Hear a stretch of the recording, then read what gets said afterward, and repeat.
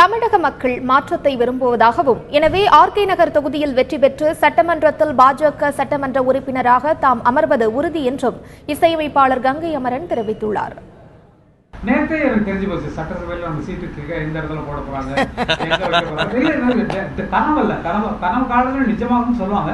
நிஜமாகவே தேர்ந்தெடுத்த மாதிரி தான் இருக்குது. காரணம் என்னன்னா, மக்கள் மாற்றத்தை விரும்புகிறார்கள் என்பதை எல்லா டிவியில் இருப்பவர்களும் புரிந்து கொண்டிருக்கிறார்கள்.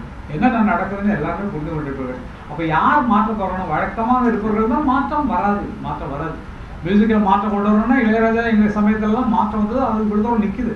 ஆகையால் மாற்றத்தை கொண்டு வருபவர்கள் யார் என்பதை ஜனங்கள் உயிர்வித்துக் கொண்டிருக்கிறார்கள். அந்த மாற்றத்துக்கான ஆரம்ப ஒரு பிள்ளையார் சிலையாக என்னை போட்டிருப்பதில் நான் இறைவனுக்கும், மோடிஜி அவர்களுக்கும், அமித்ஷா அவர்களுக்கும், தமிழிசை அவர்களுக்கும் நன்றி சொல்ல கடவுள். அத்தனை பேருக்கும் பொன்ராதாகிருஷ்ணன், எத்தனை பேர், நான் சொல்லாத பேர்கள் நிறைய இருக்கு. அத்தனை பேருமே முன்னணியில் இருக்கக்கூடிய அத்தனை பேருமே ஒருமித்த கருத்தாக என்னுடைய பெயரை சொன்னதற்காக நான் ரொம்ப ரொம்ப ரொம்ப ரொம்ப நன்றி தெரிவித்துள்ள கடவுள்.